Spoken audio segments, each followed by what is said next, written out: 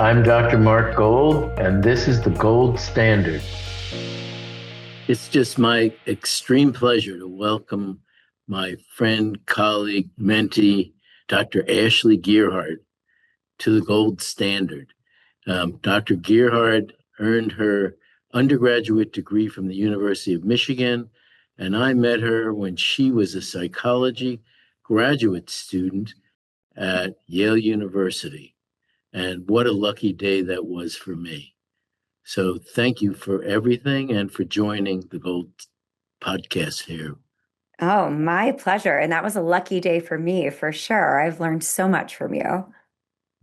Well, the way I remember it, and of course, I remember the Yale Historic Conference. Yeah. I just Googled it again today, and actually you can Google Yale Historic Conference and it comes up. And wow. Kelly always said, can you imagine? They had the Armistead conference, and they called this the Historic Conference, but it was historic in many ways. But I think I met you before that, and you reached out to me and said, this is my recollection, something along the lines of, you have some interesting thoughts about drugs and food competing in the brain. Yeah. And when drugs are on, food's off, and vice versa. And we'd like you to come to Yale and talk about that. And I think it was a seminar or a podcast. Yeah. Was that it? I think it was the Red Seminar. Yes, I remember that room well, and the talk.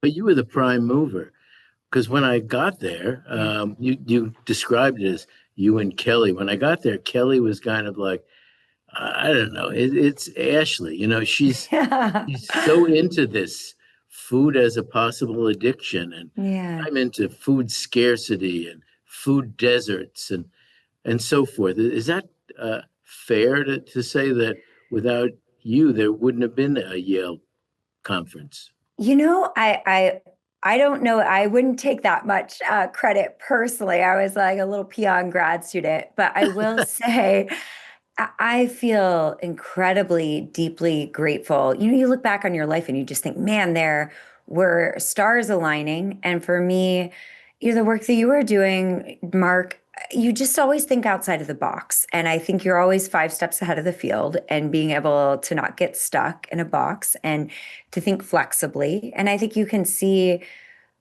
how certain substances that might not initially look addictive, how we keep falling in this trap. And your writings on that set the stage. And then to have Kelly there, who as a food person was really open-minded and willing to look at these different mechanisms, I felt like I had probably the young, bushy-eyed energy to say, sure, let's just do this. How hard could it be? And started driving in, probably too fast and too furious. But it's been such a gift to be able to try and pull those fields together. And people with as much expertise as you and Kelly Brownell has been wonderful. Well, like you could fill in the blanks here, but isn't like true that you organized like 70 experts from disparate areas who had nothing in common, had never even met each other, like kidney experts on the effects of sugar on the kidneys, and liver experts, and maybe I helped get Nora there. But other than that, I think it was all on you. I would totally give more acknowledgement to Kelly and the Red folks. I think the vision, I was probably beating the drum. You were beating the drums. Yeah. We had a vision, like we kind of, Kelly said to me, he said, can you name 10 experts? And I did, and he named experts. But then we kind of group thought with all of these people and said, well, who else should be included? And we ended up out of that, came lots of interest in the field, lots of collaboration. And as I fondly remember, even funding. So NIDA had never funded food and addiction. And shortly thereafter, Nicole Avena got a K with me. You then developed the rating scale, Yeah, Like that was shortly thereafter, wasn't it? it was. Yeah, it was. We were, I agree with you. When I think of that conference, to me, it was so many people who weren't speaking together.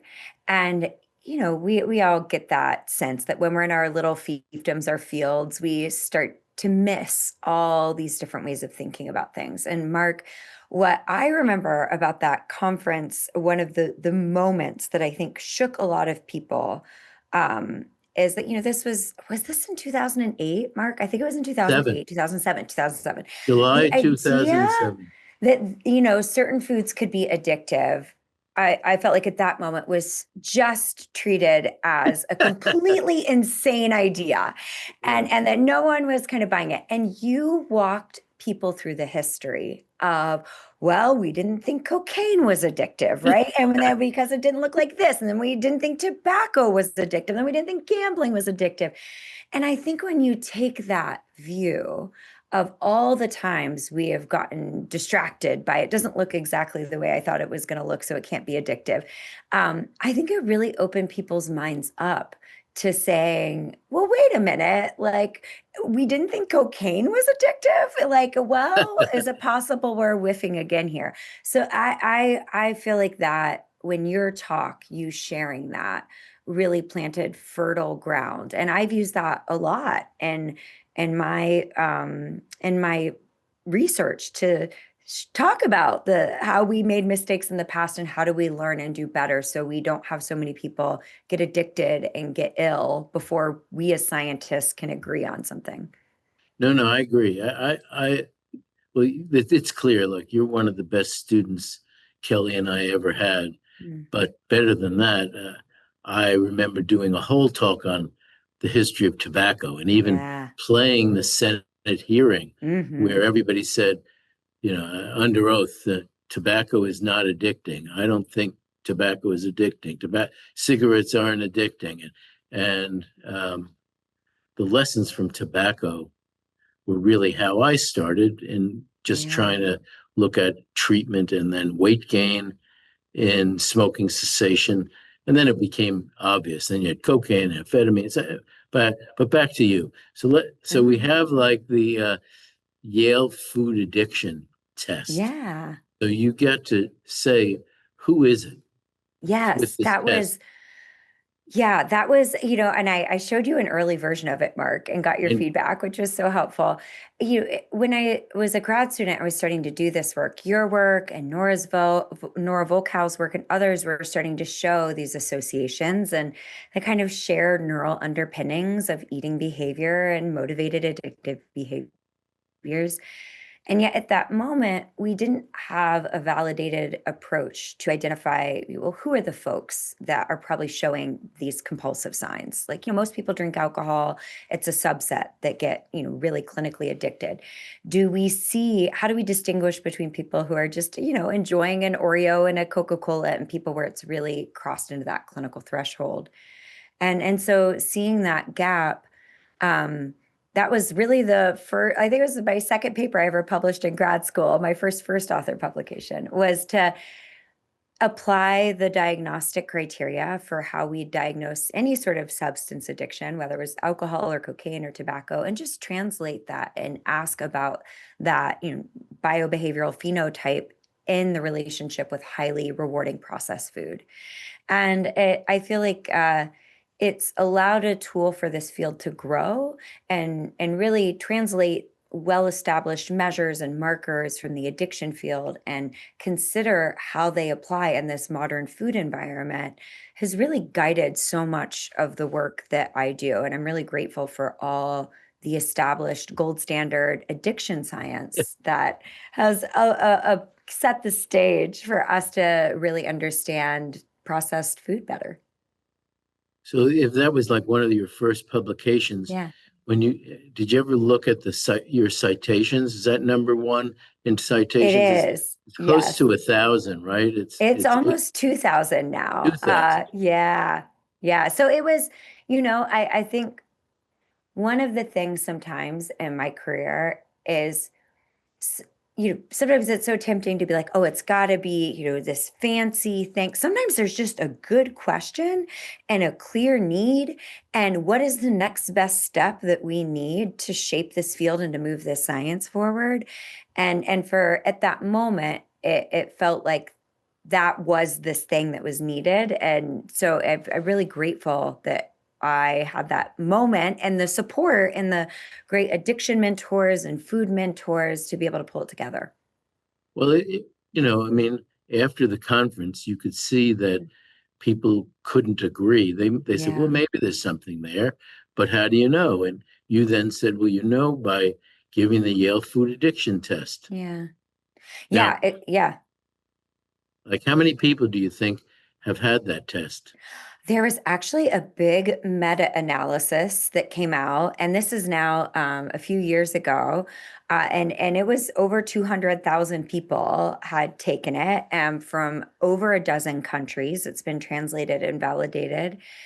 And as you know, right now we have summarized that evidence and have a proposal into the American Psychiatric Association asking for some recognition of the magnitude of the science that ultra processed foods can trigger this addictive phenotype. We know ultra processed food related diseases are killing almost as many people as tobacco now, more than alcohol and opiates. And I've been really I don't know. I'm trying not to like frustrated at how slow that process has been because it's been a couple years now since we compiled all that evidence and put it in.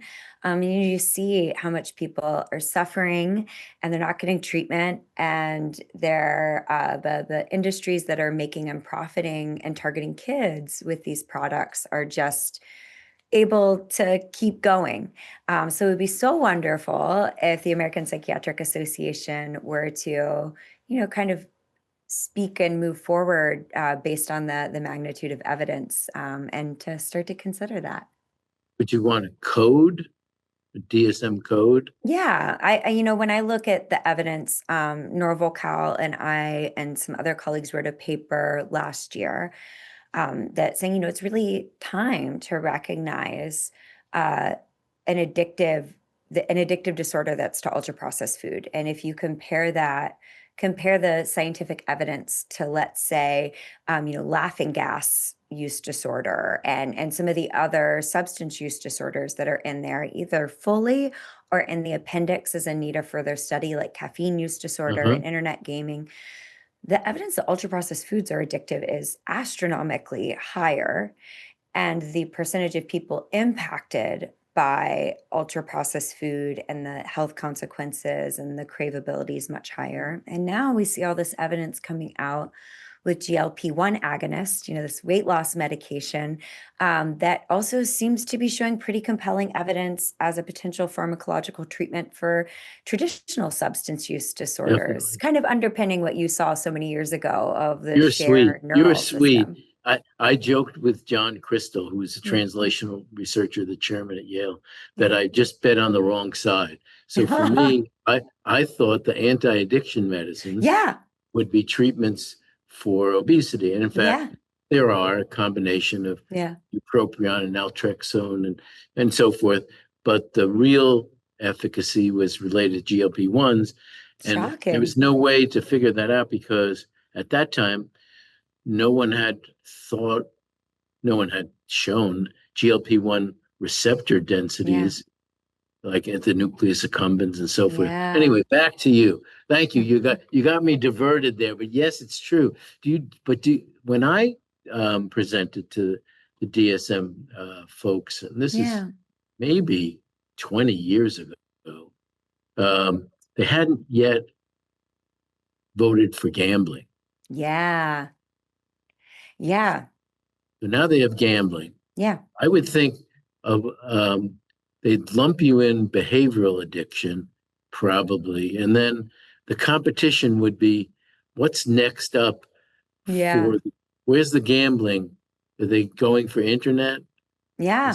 that what you think the Well, next? I that's what I would think. And I actually Well, I argue strongly that it shouldn't be considered a behavioral addiction. Right.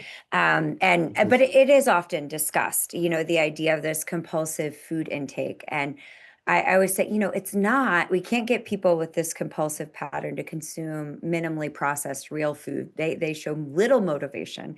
It's only when the substance, it'd be like calling alcohol addiction, a behavioral drinking addiction. It's not water, it's not green Right. tea, it's ethanol. So like I think you're right though that it could possibly end up there. I am so struck that right now there's two. No, I just meant was like if Oh you yeah. think about the internal Oh yeah, politics, politics of it all yeah, is, like who's got the best next I addiction mean, to pull if in? I when I think of what's happening, I want to know what you think, Mark. As so right now, I'm looking at these lawsuits Hmm. that social media, the big social media addiction Hmm. trial, I think it just closed up. So we're waiting on deliberations from the jury about whether the algorithms that, in my opinion, really look and resemble like how we know we create gambling addiction, is that really addictive? And there's lawsuits filed in San Francisco on the addictive nature of ultra processed foods. Right. And we can see that right now those commercial actors who are creating these really hedonically intense, compulsive, triggering are actually using APA's lack of Diagnosis as a defense. diagnosis on for both ultra processed foods and social media as a shield to protect themselves, despite the fact, I mean, if you look at the social media cases, that there's are devastating stories of Right. suicide, of harm. It's so hard. And so it does make you question for us as a field, what does it mean if, many of the hedonically engineered products in our society that are injuring and damaging the majority of our children, the APA kind of is not necessarily moving on those despite evidence. So I don't know. I'm really curious about what that means in the broader scope of our So it's current world. it's a challenge because it's Yeah. not a vote. Yeah. You have this like board of elders, Mhm. and um, I think I a whole group of us had to pitch cocaine. Mhm. Yeah. It's So the amazing. DSM-3 did not have any of the DSM. So from the research diagnostic criteria of Finer, which would be the RDC, original DSM-1, the DSM-3, the DSM-3 um, excluded like cocaine because of all the definitions were withdrawal centric. Yeah. So if you had to have withdrawal, Yep. but in your case, people actually do have ultra processed Yeah. food withdrawal. I've got a grant from NIDA right now to study that, because you do. I mean, gosh, we can all have that sense of you've been eating too much around the holidays and all this stuff. And then you try and cut down and go back to the real food and you feel kind of a little Right. agitated and foggy and, all the cravings are heightened. And so really trying to hammer that down. But yeah, that cocaine example is just so clear to me how our certain we can get hung up on certain markers that aren't core to what's driving addictive behaviors across the spectrum and say, oh well, you have to have it withdrawal like a very specific way for it to count as addictive. I get it a lot where people with the big thing I get about food and why people be like, oh, it can't be addictive is because we all need food to eat, and of course we do.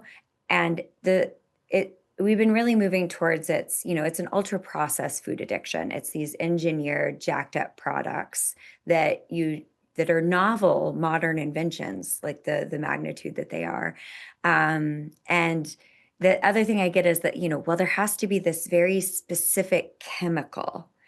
And I'm like, but that's, you know, we know that it really depends on how you deliver. You know, do you deliver nicotine slow Right. and a patch is not very addictive. It's got to be fast. The more it's amplified with additives, we know with gambling, you don't even need a chemical to cross Right. the brain-blood barrier.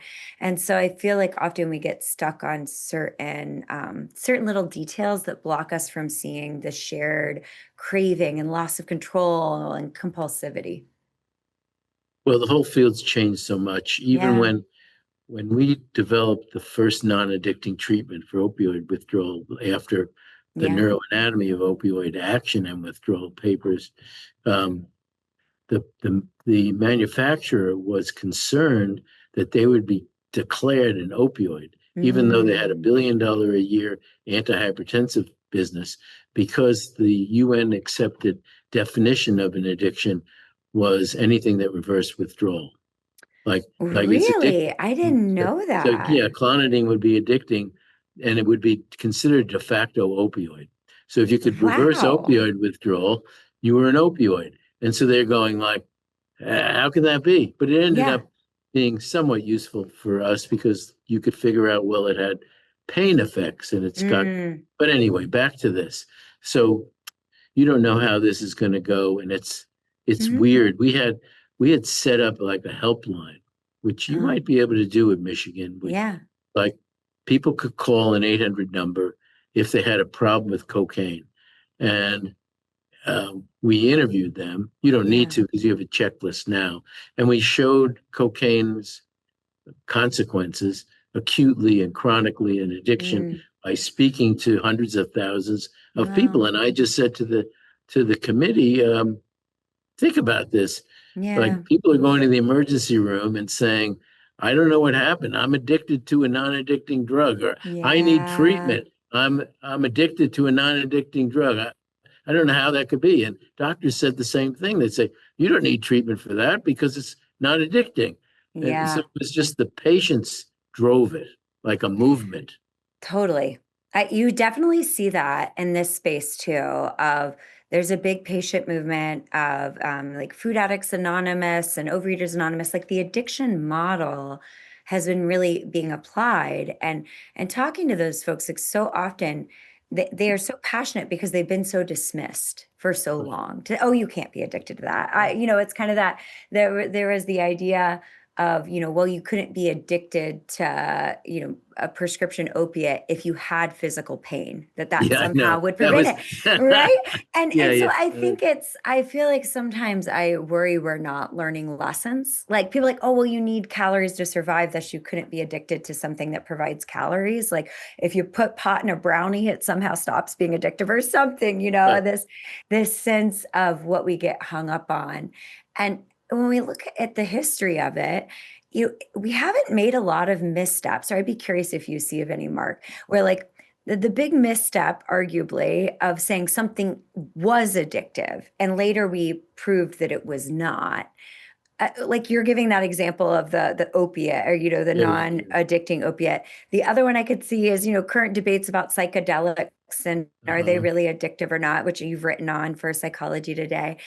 But in general, it's been us, something that's addictive has flooded the market. Right, The customers are reporting all the signs of addiction, right. killing tons of people. The companies will often use wink, wink, nod, nod, you know, language of addiction, craveability, bet you Yeah. can't stop. And then the scientific community will argue amongst itself over minutia for like 20 years, until we finally are like, oh yeah, cocaine is addictive. And it just feels like we're not, if you think about what has been the precedent, you know, like Bayesian statistics tries to Right. take into assumption, like what are your priors? What is the most likely case? And that's what you test against. In the addiction field, it's us under identifying addictive agents that are causing a lot of harm, not over identifying things. And yet we're still like very, very hesitant, I think, even with high levels of evidence to move on that. And I don't, I'm curious what you would think about like why? Why do you think we're maybe not learning the lessons of the past? That's the difference between you and me and our children Yeah. and two generations of AI. Yeah. So AI has the advantage of it never forgets. So Yeah. Oh, the next interesting. the next day it's smarter. Yeah. We spend years and years teaching our children, and they pick up some of what we taught them. They Yeah. learn the rest themselves and make for their generation minimal progress from us. Count out machines for a Yeah. bit from us. Um, and AI, on the other hand, it just Yeah. every day it's smarter. Absorbing new information and New yeah. information, but doesn't forget any of the It old. doesn't forget it. And and I think, also there's that tendency for us, if it looks a little different Right. than what we're expecting, we have a hard time applying that new learning. It's That's like true. tobacco, it's not intoxicating. So then it doesn't have anything to do with intoxicating drugs, or it doesn't have the physical withdrawal syndrome like alcohol or opiates. So Right. cocaine isn't addictive. We have a hard time kind of, I think, knowing when to translate prior evidence into like new constructs. Yeah, no, this is really it's valuable discussion. I think about it. I don't have an answer. Yeah. It may be that we're generous people and Yeah. progressive people. I worked. I had a colleague that had a lab in China maybe 20 years ago, and they had a different attitude. Yeah. They of course they didn't have an opioid use problem. They manufactured opioids, but Yeah. they didn't use it themselves. Yeah. Yeah, I mean, it's so true that often until it impacts you or your Right. family, or, then all of a sudden it becomes quite clear. I mean, I think we've seen that with the opioid epidemic Yeah. of it's hit so many families that a lot of people's attitudes about addiction and the role of the Hmm. neurobiology, and that it isn't, that the horrible stigma that can be out there, that it's just individuals, and they're just weak, that the industry often will amplify as a way to keep the attention not on their corporate practices. I think when it starts to be something you see somebody you love struggle, it really challenges that idea that, oh, it's only this, small group of people that if they just tried a little harder. It's a big market. Yeah. There are people who just look at it in the capitalist sense Yeah. that you give free samples or low Hmm. cost samples, and you build a consumer base. And for highly addictive drugs, they can quickly change the brain. Hmm. Cocaine's my best example. The Yeah. heroin's another example, and maybe that's the route for you, is like from first use to addiction of Yeah. some of these. I know Nicole's been very interested in early child exposure, and Yeah. you've written on that too. Yeah, no, you're so right. It's one of the things that's challenging about ultra processed food is, with cigarettes or cocaine, alcohol, usually it's in adolescence. There's like that, Right. or early adulthood, that really clear before and after. In America today, where 60% of our calories are ultra processed food, and with children, it's 70%, even by the time children are 2 or 3, they're really, in America in particular, predominantly getting exposure to that. It's in some ways really challenging us to think about, how do you identify an addictive habit in a child as young as 3 or 4 or 5. And Right. we have looked at that and looked at both withdrawal and the markers of addiction in even very young children with these ultra processed products. And it does show up in that way where, tantrums, children eating these sorts of products until they vomit, parents having to really hide foods, and children, sneaking them out of stores or stealing even to get access to certain treats. And that parents reporting that, like, when they try and cut down on their child's intake, or, that the child's irritable and more aggressive and is, pestering. And so all of those things that you can see if you look at the real markers of withdrawal and addiction that we typically are considering in older populations, you can see those markers and up to about 12% of children at a clinically significant and impairing level. And so it's, that's about as much as alcohol use disorder in Definitely. adults. And so it's not a small subset. And it will be really, we just had some work looking at adults over the age of 55, and we saw that in particular, women who were like I believe it was 50 to 65, that women in that cohort had exceptionally, this is a nationally representative sample, an exceptionally high level of ultra processed food addiction based on the Yale Food Addiction Scale. It was almost 1 out of every 4. And they were having more physical health problems, mental health problems, social isolation, just really impaired, not just like, oh, I have an extra chip, like really their life was damaged. And we're like, what is it about this cohort? And we realized, oh my gosh, this was the cohort of women who were in adolescence and early adulthood when ultra processed foods like really exploded, but they were sold as diet foods. They were sold as low fat, Yeah. high rapidly absorbed carb, snack wells, all that jazz. And that hit women so hard for both the dieting body image angle as well as being exposed to this like flooded environment. So it really does make me question that we haven't seen. It's kind of like the early smokers that we didn't Right. fully know how damaging this was going to be till they started to hit middle age and older, that the chronic diseases kind of came home to roost.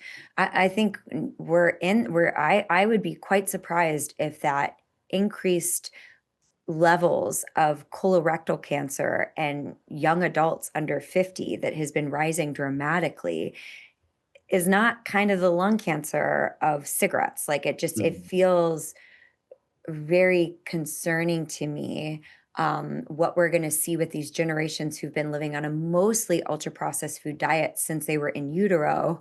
What will that look like in their health trajectories? And unfortunately, we don't know yet, but the early signs are not good. That's scary. It is. I saw an article, 1 out of every 3 children aged 10 to 19 in the US have either pre-diabetes or type 2 diabetes. And just like the stunning of this is like in the 1980s, it was called adult onset diabetes Right. because you didn't see it in kids. And now 1 out of every 3 has pre-diabetes or type 2 diabetes. Do you That think is like so just the astronomical. societal answer is to just give everybody GLP-1s? Totally. Like, The thing that I feel like is shifting that is that now that there's a treatment that does seem to work and it costs money, it's not, and everybody who needs it, the insurance companies, like they don't want to pay that. And so right. I do think some of the powerful people who are motivated now to say, well, why does this ultra processed food industry get to like act with kind of little oversight and target kids and put, health claims all over this really junky food? And then my company, my insurance has to like pay fit the bill for that like 33, or That's the, interesting. same with the military, right? We just have the amount of military age recruits that would now qualify for the military is so low, mostly due to obesity and diet related disease. And so it's starting to be something that it was easy to say, kind of shake your finger at certain people and say, oh, if you just tried hard. As a society now, there's many people, even really powerful people, where it's impacting their ability to function or their bottom line. And so I think that puts additional oomph and the need to shift this environment so it's not so toxic. Well, that's a win Yeah, regardless of whether you get DSM or not yeah, this time. yeah, yeah, I So agree.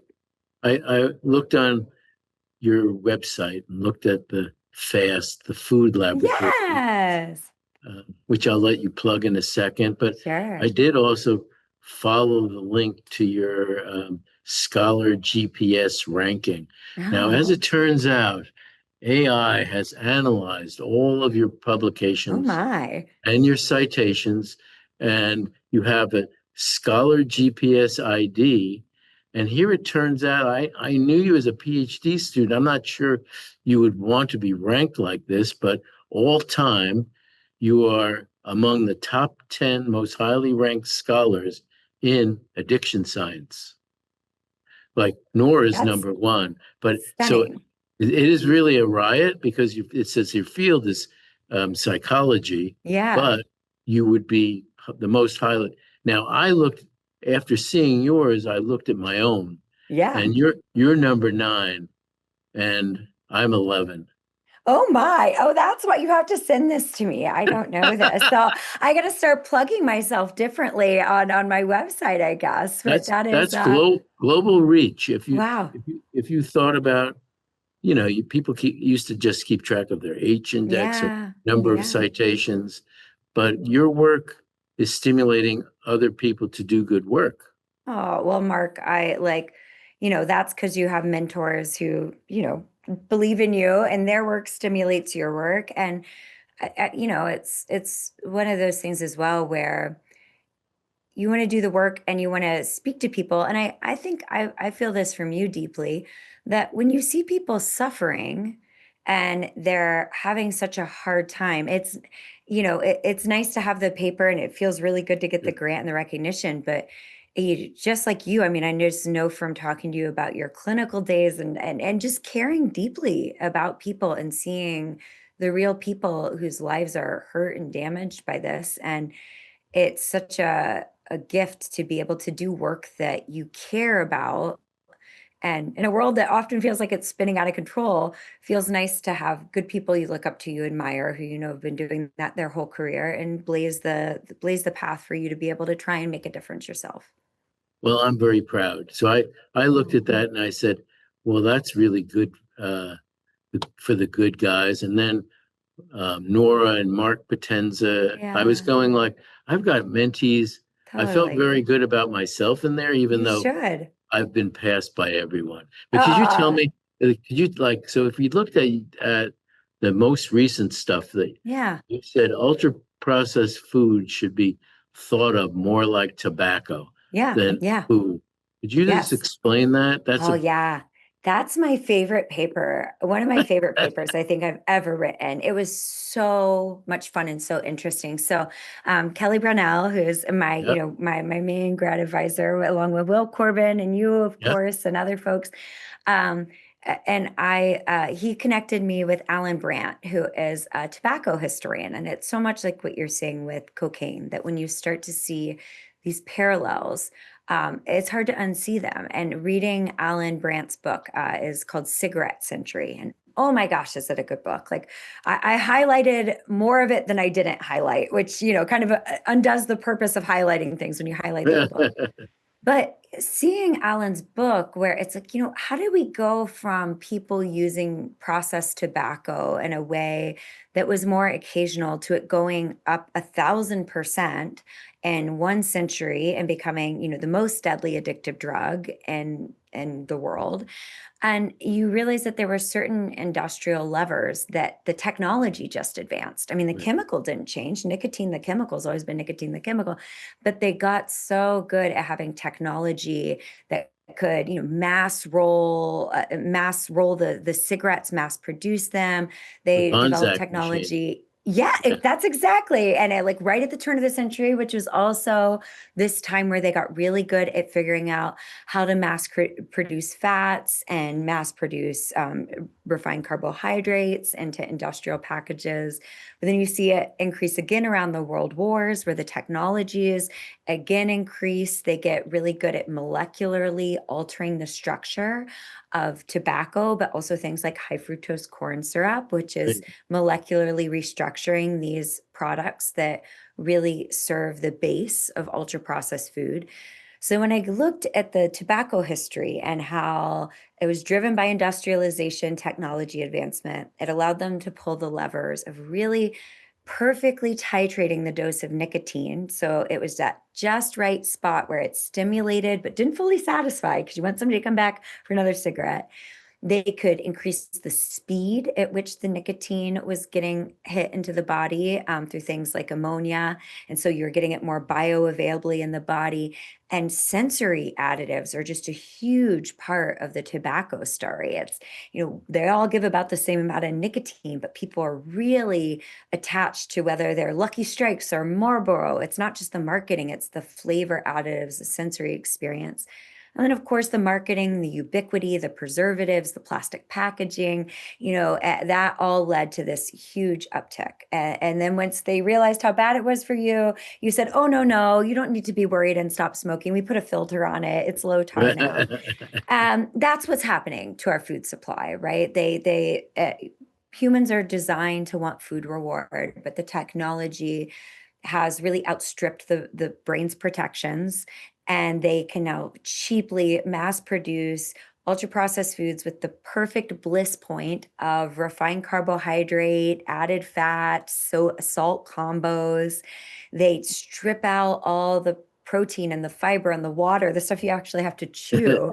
So you just kind of gulp it down, into your gut. And it's already in many ways like pre-chewed, pre-digested. They'll blitz the ultra processed food base with enzymes that mimic your saliva enzymes.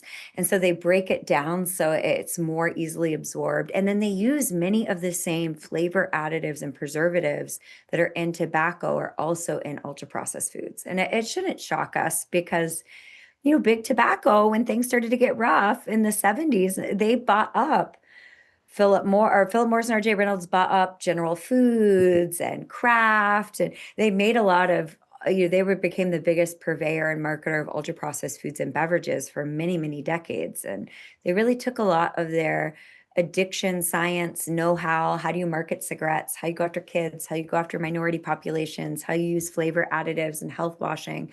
And there's, documented evidence that they've applied those same strategies into the food holdings, which just fundamentally reshaped our entire food environment. Wow. So that's a long-winded answer, and I could keep going on. I'm actually inhibiting myself from all the wild things that I learned about the parallels. But that's what I say is like people are like, oh, it's just food. And it reminds me, I don't know if you ever heard of, I don't know if they ever said it with cocaine, but with tobacco, and it's just a plant, it's just a natural plant. That's And the they same were for engineering it. Yeah, did they say that with cocaine? It's just a well, plant. cannabis. Cannabis for sure. And yet, like the modern product is so altered and refined and engineered down to its molecular structure is being rewired. I'm even reading this stuff right now, Mark, that like I'm obsessed with is this idea that with cigarettes, what part of the vapes and the things that became so powerful is they could start to mask, like with menthol, the aversive signals to your body, the burn, down your throat. They kind of was giving your body a signal like this is not good. Well, much of the ultra processed food, the ingredients are so degraded that they have this kind of nasty, metallic, bitter taste to them, especially when you shove fake protein into stuff like donuts and cookies. So to make those products to mask that signal that our body should get that you're not getting high quality nutritious products, they even are incorporating fragrance companies that are putting fragrances into the molecular structure of ultra processed foods. So it sets up odor agents that will, on the molecular level, mask the icky taste of ultra processed food. And so it's so hard for us to use like our biological wisdom of what's actually satisfying, what's good for us when they have this level of scientific sophistication being used to sell these products and mask the signatures that they're not good for us. I kind of remember someone at the conference saying that how can we compete when they have the best scientists and we have 3 people and no grants? No, it really is true that it is it feels like a stacked deck. And yet, like I just feel like the Don Quixote. magnitude. Say that again, Mark. What was that Don you said? Quixote. Now you're Yeah. like that's you. Yeah, You're it's this vibe. you're a warrior. It is. It just feels so unfair. And I think consumers as a whole are starting to catch on to that. I mean, you walk around, no one is like, I have two little boys, both Wolverine fans. We just squeaked out a win in the Big Ten basketball tournament today by the skin of our teeth. But my boys, I'm like, I don't look at them and say, oh my God, I hope they live a life where they don't eat any real food and they never hang out with their friends because they're just on social media, and that they're sports betting all day rather than actually playing sports, and that they just walk around staring at a phone and don't look up at the world around them. This is the world I want for my child. And yet, like, that is what we're living. And I think this like deep sense that people have in their bones that like this isn't what life is really supposed to feel like. This actually isn't very satisfying. And looking up to say, who's profiting off of this, right? Like, who wants this? And it's a small handful of large corporations that are just making money hand over fist and are rigging the game. So I feel optimistic. I feel optimistic that that people are getting sick of it, and I hope that I think there'll be a political cost to any party that doesn't attend to that sentiment among their voters. So we've covered a big area, and Yeah. I don't want to keep you Oh no, past go our ahead. time, but Yeah. I do want to see where the Venn diagram of your work and Secretary Kennedy's, Maha, in a way, it seemed they're advocates for you and your work without Yeah. advocating you specifically. Yeah. It's just somehow they've read the literature, your literature, and read it. They're almost in real time, it appears, quoting you without quoting you. Is Yeah. that the way it feels to you? Yeah, it does a little. It does. It's a weird moment, and it is. I'm seeing a lot of that.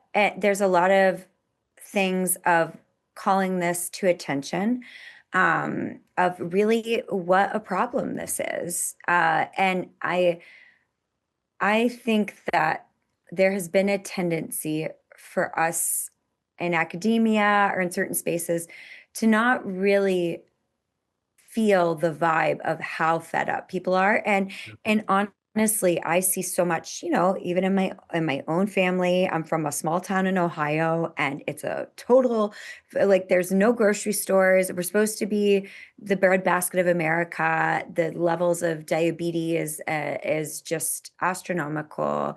um I I think that we can sometimes be overly cautious and hesitant, kind of like we're talking about with like the APA, where it's like, what are you waiting on? I Like, come know. on, people are dying.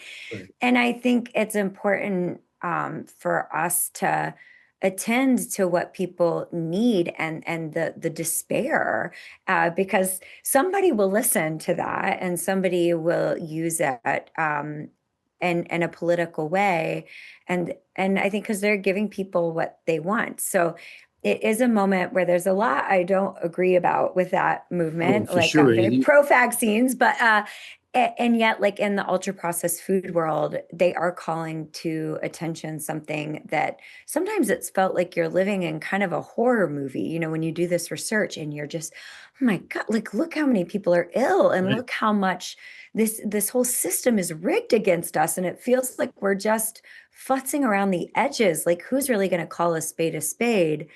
But again, I hope it's something that all of our political leaders hear as a call to action, because we know that's true with like Sure. tobacco. I mean, there was a moment when being pro tobacco was the politically safe choice. And then the Dole Clinton election happened, and Dole came out with the same kind of talking points for tobacco. And he got really paid a huge political price for that. I think those people in power are like, hopefully they're attending to, I think we're in a similar movement with ultra processed food, and everybody should attend to it. No, no, I agree with you. I think it's an obvious, it's apolitical, Yeah, but there are people who are affected, and it yeah, becomes their number one issue. totally. So they're all about healthy eating. Yeah, They're all about, like, why is it that it's cheaper to eat at McDonald's than to eat real food? But yeah, just the idea that somebody's running around using the terms real food, to yeah. me, is amazing. I agree with you. I feel like we also have to talk to the public like people, and sometimes we get so into our kind of Sure. minutia of different things, and it really in many ways is so much simpler than we're making it when we look at what are the sorts of foods we're doing some machine learning on, what Yeah. are the products that people are showing this addictive compulsive pattern to. None of it's real food. Nobody's consuming beans and salmon No, fillets and bananas, even though they've got decent amounts of fats right. and carbs. Like that isn't what's driving it. And so the idea that we have a world where we're trying to break things down to specific nutrients, which just lets the industry shove protein in this and shove fiber in that and tell you this donut's healthy for you. Real food should just be the common sense, thing that the food supply is promoting and making convenient and accessible and affordable. But we're such an outlier in the world where that has not been what's promoted, and we're the country that is, most reliant on ultra processed food in large part because they've had a lot of political sway in the US. Well, that was just awesome. And, everyone who's followed your career, they'll be happy to watch this. And for No. me, that's followed you throughout your PhD and career and life and motherhood Mm. and Wolverine fandom. And I Yeah. try I tried to get you to love the Gators, but you made the right choice. Boy, Oh. did you make the right choice. And wow, have you had a huge impact on addiction science. So Oh. thank you so much for joining us on the gold standard and for all that you do and mean to everybody who's suffering from ultra processed and other food addictions. No, well, thank you, Mark, for having me and chatting with me. And thank you for guiding my career. And again, for blazing the trail. To have somebody who can think flexibly, creatively, mechanistically, who doesn't get pulled into those traps. I mean, you blaze the way for us to think about all of these things differently. And I'm so grateful to you and just so honored to be here. So thank you for inviting me.